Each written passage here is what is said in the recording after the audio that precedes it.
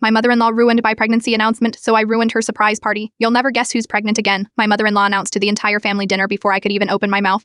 After 3 years of fertility treatments, countless tears, and a miscarriage, she stole our moment without a second thought. So when I discovered she was planning to announce her retirement at what she thought was a surprise party, I made sure everyone knew before she walked through the door. Petty RS satisfying. Like nothing I've ever experienced. I've been with James for 8 years, married for 5. His mother Diane has always treated me like an inconvenient addition to her son's life rather than a partner. She accidentally calls me by his ex's name, rearranges our furniture when we're not looking, and constantly reminds me how James could have been a doctor if he hadn't settled down so young. But we've been trying to start a family for 3 years, and after multiple rounds of IF, we finally had our miracle. After our previous heartbreak, we waited until the 12-week mark to tell anyone. The only exception was telling Diane a week early because she was hosting a family dinner and we wanted to make our announcement there. Please don't tell anyone, James emphasized when we shared our precious secret. We want to announce it ourselves at dinner on Sunday. She nodded solemnly. Of course, I wouldn't dream of taking that moment from you. Sunday arrived. James and I had prepared a small gift box for each family member containing a custom onesie that read, grandchild, niece, nephew, or cousin, depending on their relationship. We'd spent weeks planning this moment. Just as James was about to distribute the boxes, Diane clinked her glass. Everyone, I have wonderful news, she announced, beaming. You'll never guess who's pregnant again. After all their troubles, James and Emma are finally expecting.